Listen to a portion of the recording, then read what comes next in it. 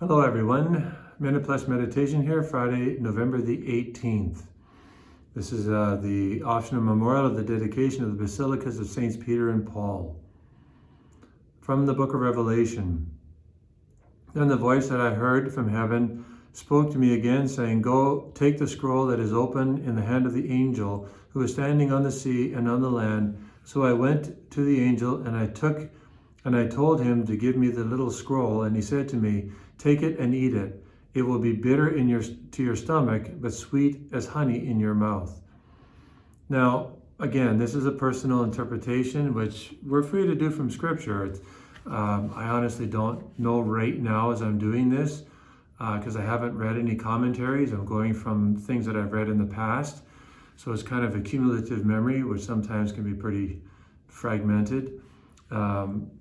But we should always be seeking, like, what practical thing can I take from this and strive to apply in my today as I'm reading this. If you're reading this in the morning, it's much better if you do this in the morning so that it kind of prepares you for the day ahead rather than reading it at night and the day is almost over.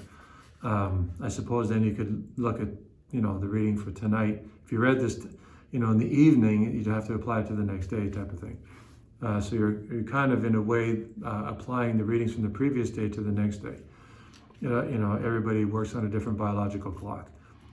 So basically, it's bitter in his stomach, but it's sweet in his mouth. So I take this as, when we read the Scriptures, they can really kind of be, they can excite us. They're poetic. Blessed are the poor in spirit, theirs is the kingdom of heaven. Blessed are the pure of heart, for they shall see God. These are beautiful things, and they can excite, they can inflame the soul. Many of the teachings of Jesus, even the hard teachings of Jesus, when they're out there, but when we have to live them, they can be quite bitter. Because why? They come up against a part of us that we know what's right, and sometimes we just don't do it. And sometimes we do the opposite. We know something is wrong, and we do it anyways. And then we're left thinking, why the heck did I do that? It's not good for me. Why do I do that? And sometimes we're even trying hard to do the right thing, and we're doing it, but it's like, it's rubbing against something that's in us, that it's repugnant to our will. That's original sin and its effects in our life. So that's what I take from this. And so don't be confounded. Don't be surprised. Ask Jesus to help you through it, and don't give up. Keep going in your struggle to be faithful to the Lord. Over to the gospel. Jesus entered the temple and began driving out those who were selling things there. And he said, "It is written, my house shall be called a house of prayer, but you have made it a den of thieves." He becomes a real threat to the Pharisees and the Sadducees particularly when he does this. And they should have really been ashamed, because they were allowing the house of God to be turned into a marketplace.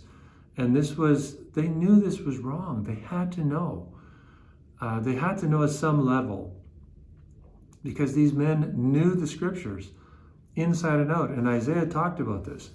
And besides, they weren't supposed to be doing this selling in the court of the Gentiles, which is where they were, because that was a place where the Gentiles who could not enter the temple could go into and pray, and it was meant to be a way in which to attract the Gentiles to the fullness of the faith, which was the Jewish faith up till that time. And they were basically making it impossible. It would be like, being in the vestibule of a church and just blasting loud, and the inside and the outside are cut off from each other.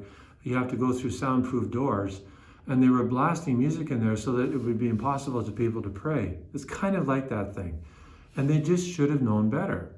So Jesus basically had to do shock treatment, and do what they should have done a long time. It never should have allowed to happen in the first place. Somebody should have said, "What? You can't do this. You're not doing this. Not in the court of the Gentiles. Do it outside, really outside, if you're going to do this." But even then, they were skimming, they were charging, they were inflating prices, because people had to buy these animals for sacrifice. So rather than do a service for God's people, And they were ripping them off. They were inflating the prices. There were so many bad things going on. So Jesus had to toss them out of the temple. As zeal for thy house has consumed me. Well, you and I should have the same zeal for God's house. I'm not saying going around throwing people out of church, but we should at least strive to behave ourselves properly. Go into church with reverence, genuflections. Show a good model of a believer, somebody who takes their faith seriously. And so it starts with you and me, the way we conduct ourselves in church. So treat the house of God with great respect. God bless you.